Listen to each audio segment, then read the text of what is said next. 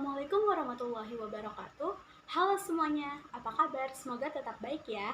Jangan lupa terus patuhi protokol kesehatan ya dimanapun kalian berada. Oke, sebelumnya perkenalkan nama saya Fahmi Nuraini.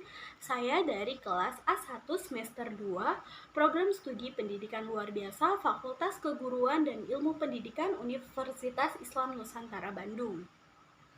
Tujuan saya membuat vlog ini yaitu untuk pemenuhan nilai ujian akhir semester pada mata kuliah Information and Communication Technology yang diampuh oleh Ibu Fadila Rahmagoyer MPD.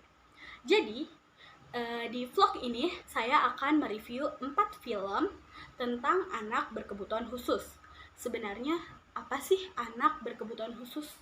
Anak berkebutuhan khusus adalah anak yang mengalami keterbatasan atau keluarbiasaan baik fisik, mental intelektual, sosial, maupun emosional yang berpengaruh secara signifikan dalam proses pertumbuhan atau perkembangannya dibandingkan dengan anak-anak lain yang seusia dengannya. Oke, jadi kita langsung mulai aja ya mereview film-film dari 4 film ini. Oke, langsung aja kita mulai. Let's play.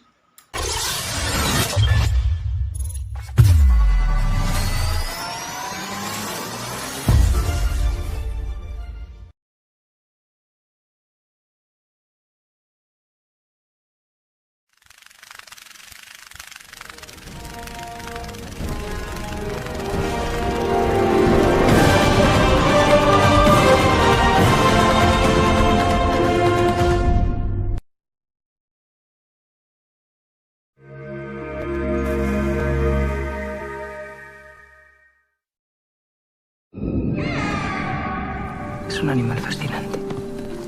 Ellas son las culpables de que estemos aquí. ¿Quién es usted? ¿Cómo se le ocurre venir hasta acá con un chico enfermo y sin ningún plan? No es ninguna enfermedad. Es un desorden en su cerebro. ¿A dónde quieres llegar? Yo quiero ver cómo reacciona cuando estén cerca de él. Podría ser un buen negocio. ¿Qué se te ocurre? ¿Cómo has sido capaz de enseñarnos algo tan cruel? La naturaleza a veces es así. Ayúdame, hay que sacarlo de aquí.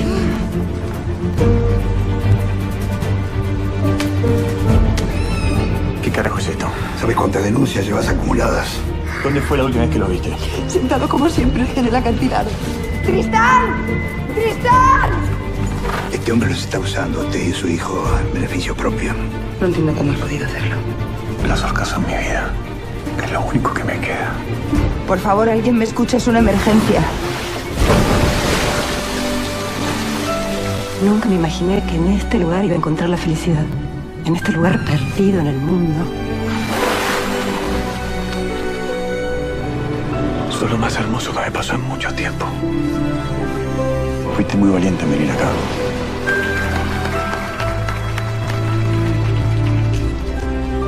Y lo único que quiero es quedarme contigo.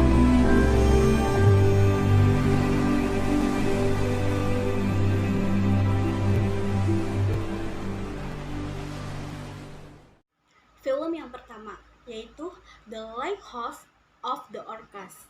Film ini menggunakan bahasa Spanyol, diangkat dari novel yang ditulis oleh Roberto Bubas. Film ini pertama kali rilis pada 16 Desember 2016 di Argentina dengan judul El Faro de las Orcas dalam bahasa Spanyol yang disutradarai oleh Gerardo Olivares. Saat ini film ini dapat dinikmati di aplikasi Netflix. The Lighthouse of the Orcas adalah film yang diangkat dari kisah nyata mengenai Beto Bubas, seorang penjaga alam yang dikunjungi oleh seorang anak autistik dan ibunya. Sang ibu meminta bantuan untuk mengenal paus orcas. Lola, sang ibu, ingin meminta bantuan kepada Beto agar putra autistiknya yang bernama Tristan dapat dikenalkan dengan paus orcas yang sangat menarik perhatiannya. Beto adalah seorang penjaga alam yang bekerja di sebuah mercusuar di daerah pesisir pantai Patagonia, Argentina. Pesisir pantai Patagonia dipenuhi dengan anjing laut sehingga menarik perhatian paus orcas yang merupakan paus pembunuh. Paus orcas memakan anjing laut sebagai sumber makanan mereka. Setelah beberapa lama selalu melihat paus orca, suatu hari Beto merasa dirinya dipanggil oleh paus orca. Beto pun mendekati paus orca dan merasa dirinya mendapatkan ketenangan ketika mendekatkan diri dengan paus orca. Hal ini membuat Beto semakin gemar bermain dengan paus orca. Suatu ketika, seorang merekam Beto sedang bermain dengan paus orca di pantai. Video rekaman ini pun diunggah ke YouTube dan ditonton oleh banyak orang, termasuk seorang anak di Spanyol. Sang anak ini bernama Tristan, tiba-tiba menjadi bersemangat ketika melihat Beto dan paus orca. Tristan adalah seorang anak autistik yang sebelumnya tidak pernah menunjukkan ekspresi atau emosinya seperti kesukaannya terhadap sesuatu. Ketika tiba-tiba Tristan sangat bersemangat dengan paus orca, Lola, sang ibu, ingin membawa Tristan untuk bertemu dengan paus orca. Lola dan Tristan berkunjung ke Patagonia untuk bertemu dengan Beto dan bisa melihat para paus orca.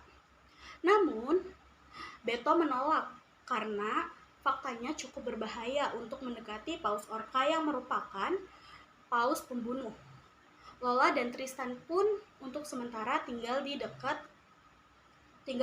mercusuar. Lambat laun, Beto tergerak hatinya untuk mulai mengenalkan Tristan pada lingkungan sekitar Patagonia. Tristan pun mulai dikenalkan dengan alam sekitar, anjing laut, dan paus orca. Awalnya Tristan tidak terlalu responsif terhadap para paus orca. Namun, perlahan Tristan mulai reaktif terhadap para paus. Hingga pada akhirnya, Tristan bisa berjalan di pantai sendiri dan memanggil para paus. Dalam film ini dikisahkan bahwa Beto dan Lola pada akhirnya saling menyukai satu sama lain. Beto ingin Lola dan Tristan tinggal di Patagonia bersama dirinya. Tapi Lola tidak bisa melakukan hal ini karena ada masalah hukum antara dirinya dengan ayah Tristan. Beto pun mengungkapkan pengalamannya kehilangan keluarganya dalam sebuah kecelakaan pesawat yang membawa dirinya menjadi dekat dengan laut dan para paus orca. Namun akhirnya Beto mengalami masalah dalam pekerjaannya karena terbukti melakukan pelanggaran-pelanggaran dan menyentuh para paus orca serta membawa anak kecil bermain dengan mereka. Tristan pun akhirnya harus meninggalkan Patagonia bersama Lola untuk kembali ke Spanyol. Ending film ini membuat penonton cukup sedih karena kisah yang berakhir pahit bagi para tokoh utamanya. Kita next ke film selanjutnya.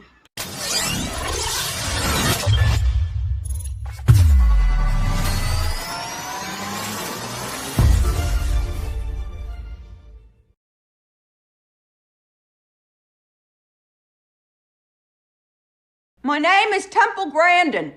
I'm not like other people. She's an amazing visual thinker. Are you a scientist? I used to work for NASA. Can you bring everything you've seen to your mind? Sure. Wow. Can't you? Excellent work, Temple. Really excellent work. How'd you figure that out? He can see all around without moving his head. How is she? She's good. You do remember, though, something's gonna set her off. When was she diagnosed? She was 4. Temple! I have done everything that I can for Temple. We know how different she is. Different, not less. You have a very special mind. You know that? Think of it as a door. A door that's going to open up onto a whole new world for you. Pick a subject. Cows? Do they have colleges with cows? Yes, they do. Why are some mooing more loudly than others? There must be a reason they're saying something. Well, I reckon you could get Dr. Doolittle on out here. He probably could tell you. Mooing. You want to do research and write your master's on mooing. I can see a chute just as a cattle will because that's something my autism lets me do. You wacko. I know my system will work because I've been through it 1,000 times in my head. My husband read about you. Miss Grandin, this is a masterpiece. I don't want my thoughts to die with me. I want to have done something. It's nothing short of a miracle.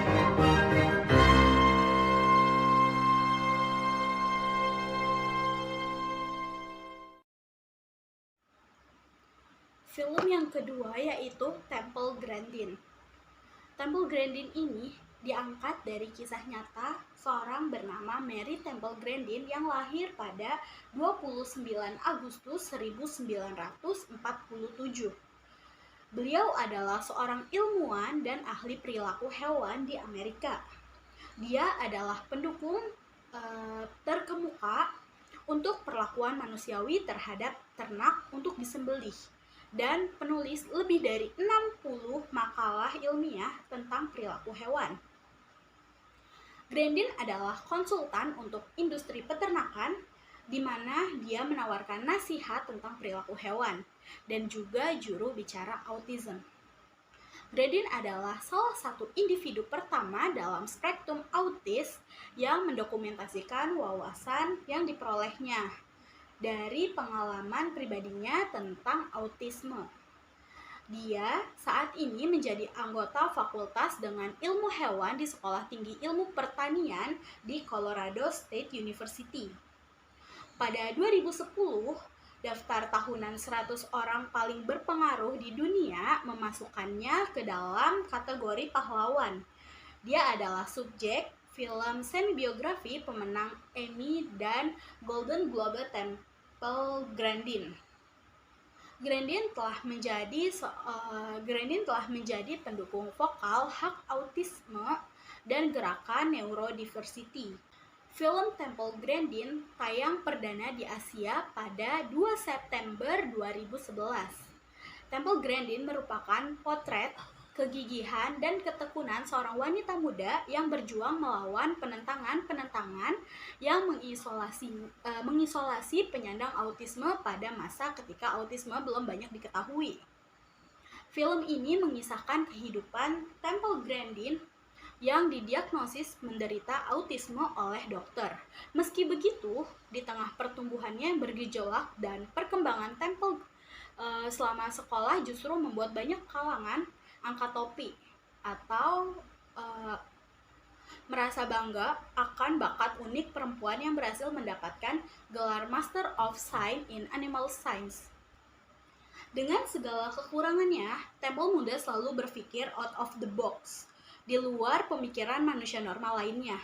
Misalnya, Temple yang menyandang autisme sejak kecil mampu mengamati kebiasaan sapi sebelum dijagal oleh para koboi. Dengan pengamatan tersebut, Temple yang berusaha menyelesaikan tesisnya berpikir, dunia sudah kejam, dan kita tidak perlu kejam terhadap hewan ternak. Sukses menciptakan sebuah metode berupa alat berperilaku atau alat perilaku untuk menenangkan hewan ternak. Temuan tersebut juga ditulisnya sebagai artikel majalah yang menjadi langganan para peternak sapi. Hingga akhirnya, tak sedikit dari mereka meminta Temple untuk mempresentasikan metodenya.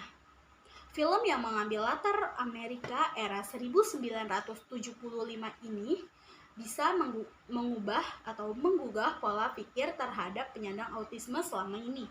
Misalnya, dalam satu scenes, Temple mengaku lebih senang jika diperlakukan sama dengan orang-orang normal lainnya dan lebih menghargai mereka yang memberikan tanggung jawab pekerjaan yang sama pula dengan pekerjaan lainnya. Kisah Temple Grandin yang didasarkan pada buku Emergency karya Temple Grandin dan Margaret Scariano, juga buku Thinking Picture karya Temple Grandin, mencoba membawa persepsi atas dunia yang sangat berbeda sebagai wawasan baru bagi banyak orang. Oke, kita next.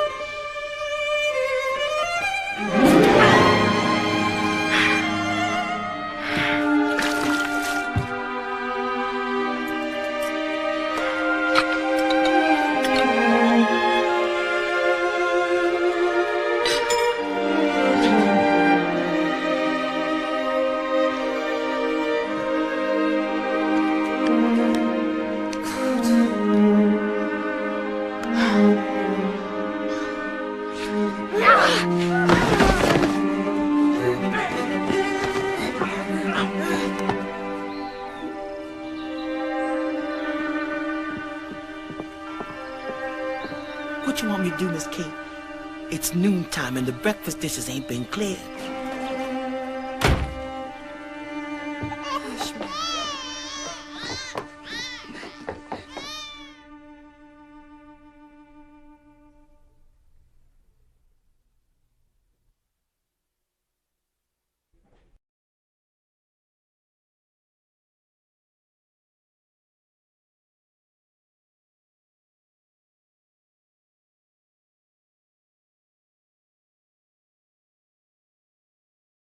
Film yang ketiga, yaitu The Miracle Worker. The Miracle Worker ini diambil dari kisah nyata seorang Helen Adams Keller yang lahir di Tuscumbia, Alabama pada 27 Juni 1880 dan meninggal di Easton, Connecticut pada 1 Juni 1968 pada usia 87 tahun. Beliau adalah seorang penulis, aktivis politik, dan dosen di Amerika. Ia menjadi pemenang dari Honorary University Disagree Women's Hall of Fame, the Presidential Medal of Freedom, the Lions Humanitarian Award, bahkan kisah hidupnya meraih 2 piala Oscar. Ia menulis artikel serta buku-buku terkenal, di antaranya The World I Live In, dan The Story of My Life yang diketik dengan huruf biasa dan braille, yang menjadi literatur klasik di Amerika dan diterjemahkan ke dalam 50 bahasa. Ia berkeliling ke 39 negara untuk berbicara dengan para presiden, mengumpulkan dana untuk orang-orang buta dan tuli. Ia mendirikan American Foundation of the Blind dan American Foundation for the Overblind. Film The Miracle Worker menceritakan penemuan bahasa Helen Keller, seorang tunanetra dan tuli. Jadi dia ini pengidap tunaganda. Melalui kesabaran Anna Sullivan dalam mengajar Helen Keller, akhirnya Keller dapat berbahasa setelah kesulitan berkomunikasi karena kehilangan penglihatan dan pendengarannya di masa kanak-kanak. Kisah ini memiliki latar tempat di rumah keluarga Keller di Tuscumbia, Alabama, Amerika Serikat. Dalam adegan pembuka, keluarga mengetahui bahwa bayi Keller akan selamat dari demamnya yang mengancam jiwanya. Ibu Keller yang bernama Kate bagaimanapun menyadari sesuatu yang mengerikan akan terjadi pada Keller ketika ia menyadari bahwa bayi itu tidak dapat melihat juga mendengar. Ketika Keller berusia 6 tahun, ayah Keller ingin memasukkannya pada sebuah lembaga yang mengurus anak sakit. Jadi pada zaman dahulu itu, anak-anak berkebutuhan khusus itu dimasukkan ke rumah sakit jiwa. Tetapi di sini Ibu Helen Keller ini ingin mencari perawatan medis yang lebih baik. Alexander Graham Bell sempat memeriksa kondisi Keller, namun ia tidak dapat membantu. Akhirnya, ayah Helen menghubungi institusi Perkins untuk tunanetra di Boston. Lalu direktur mengirim Anna Sullivan kepada keluarga Keller. Ketika Anna Sullivan pertama kali bertemu Helen Keller, anak itu tidak pernah didisiplinkan. Keller terisolasi dalam keheningan dan kegelapan. Ia berkeliaran di rumah dan rentah terhadap amukan. Anna sendiri pernah merasakan bagaimana rasanya di lembaga. Jadi ia simpati dengan urgensi yang Ibu Keller rasakan tentang anaknya. Anna juga adalah Anna adalah anak tunanetra yang kemudian melakukan operasi berkali-kali hingga bisa melihat, namun harus tetap menggunakan kacamata. Jadi Dia bisa tahu bagaimana atau seperti apa dunia dari Keller ini. Dia tahu bahwa kunci transformasi Keller adalah bahasa. Anna berhasil mengajar Keller mengucapkan beberapa kata dengan jari atau dengan bahasa isyarat. Menyadari bahwa muridnya memahami kegiatan ini hanya sebagai permainan menghafal, Keller tidak mengerti bahwa urutan huruf memiliki arti. Sementara itu, Anna memulai tugasnya mengajar tata krama pada Keller. Karena tidak memiliki kata-kata, Keller mengekspresikan emosinya melalui tindakan. Menghancurkan benda-benda ketika dia marah dan menyerang orang-orang ketika frustasi. Anna merespon dengan kesabaran dan tekad. Sejalan dengan sikap Anna, keluarga Keller juga harus diajari untuk membantunya berkembang. Untuk menghindari ledakan kemarahan, anggota keluarga menuruti perilaku Keller yang tidak baik. Jadi setiap dia melakukan kesalahan, justru orang tuanya atau lebih tepatnya ibunya selalu memberikannya permen untuk penenang. Namun pengajaran itu sungguhnya salah karena harusnya itu kan dia itu melakukan kesalahan. Kenapa harus dikasih reward gitu? Jadi permen itu sebenarnya lebih ke reward gitu. Jadi dia melakukan kesalahan-kesalahan terus untuk mendapatkan permen. Dengan susah payah, Anna Sloven membujuk ayah dan ibu Keller untuk memberinya waktu 2 minggu pengasingan dengan Keller di rumah yang berada di kebun. Selama waktu itu, Anna membuat kemajuan. Namun, kemajuan tersebut kembali terkikis setelah Keller kembali ke rumah utama. Anggota keluarganya tidak mau menegakkan aturan baru yang telah diajarkan oleh Anna Sloven kepada Helen Keller. Dalam sebuah pertemuan penting, Keller menuangkan sebotol air dengan amarah. Lalu Anna membawanya secara paksa ke pompa untuk mengisi ulang air tersebut dan mengajari Keller untuk keluar dari kebiasaan mantra air. Ketika Keller merasakan cairan menyembur di tangannya, tiba-tiba Keller memahami bahwa segala sesuatu memiliki nama dan memahami bahwa ia dapat mempelajarinya melalui permainan baru dan mengkomunikasikan dunia batinnya kepada orang lain. Dalam adegan penutup, Kate, ibu dari Helen Keller, terus juga ada Helen Keller dan Anna Sloven pergi ke Institut Perkins. Akhirnya Keller tidak lagi terisolasi. Yuk kita next.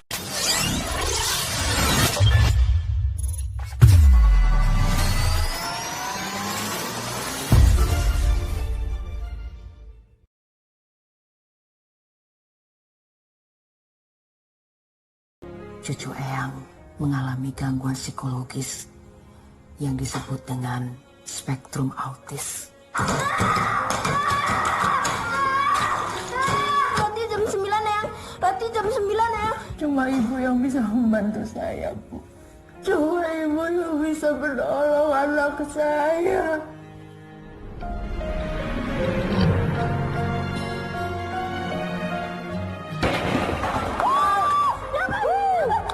Raden sama Kinara tuh sayang banget sama Banyu. Aku tuh sampai terenyuh loh lihat persahabatan mereka.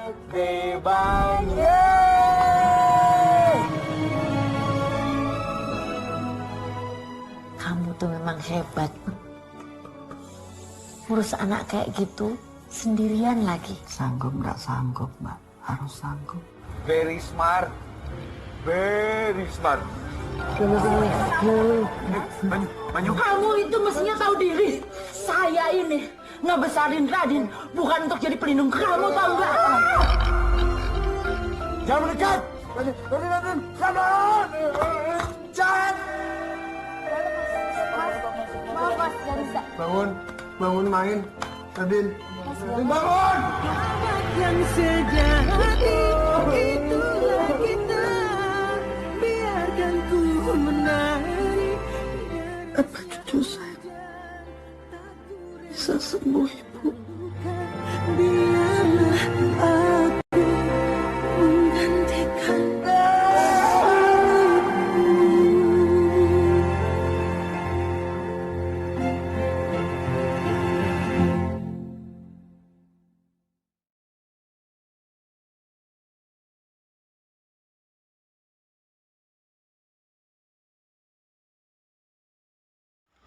Film yang terakhir atau film yang keempat ini berasal dari Indonesia, yaitu Dancing in the Rain.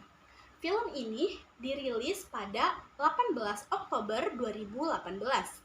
Dancing in the Rain mengisahkan Banyu yang diperankan oleh Dimas Anggara yang ditelantarkan oleh orang tuanya karena mengidap spektrum autisme.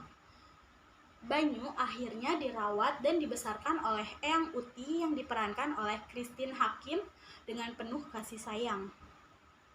Tidak hanya mengangkat tema keluarga, film ini juga menyisipkan makna persahabatan di dalam alur ceritanya. Dalam film ini, kalian akan melihat bagaimana persahabatan antara Banyu dengan kedua sahabatnya, yaitu Radin yang diperankan oleh Deva Mahendra dan Kinara yang diperankan oleh Bunga Zainal, yang terjalin sejak mereka masih sekolah di bangku sekolah dasar hingga kuliah. Film ini diawali dengan masa kanak-kanak Banyu, Radin, dan Kinara. Mulai dari perkenalan mereka hingga akhirnya mulai bersahabat.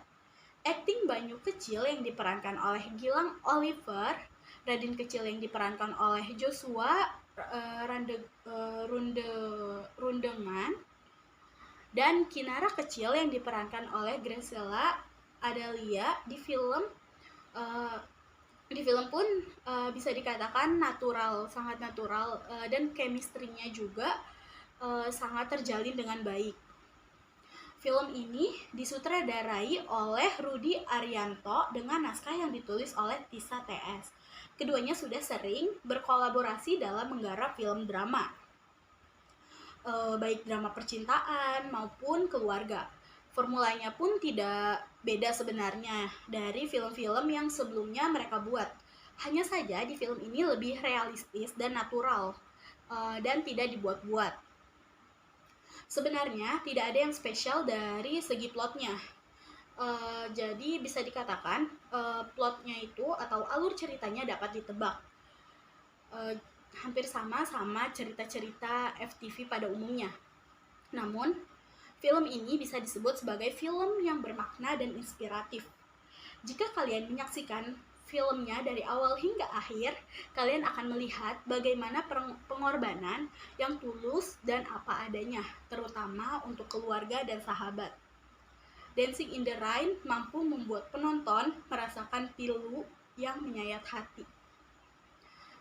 Saya yakin buat kalian yang hatinya sangat sensitif, kemungkinan ada beberapa adegan yang bakal bikin menitihkan air mata. For your information, Dimas menghabiskan waktu selama 3 bulan untuk bisa memerankan karakter sebagai anak autis. Dan itu perlu didampingi oleh psikolog agar bisa membedakan karakter Banyu dan karakter dirinya sendiri. Pokoknya, film ini cocok disaksikan oleh semua kalangan penonton, mulai dari anak-anak hingga dewasa. Penonton akan merasakan bagaimana ketabahan Eyang Uti dalam merawat Banyu. Bagaimana Radin dan Kinara bersahabat tanpa membedakan keadaan Banyu, dan bagaimana Banyu hidup tegar serta membalas kasih sayang kepada Eyang Uti serta kedua sahabatnya dengan caranya sendiri. Semua itu bakal bikin kalian terenyuh saat menonton.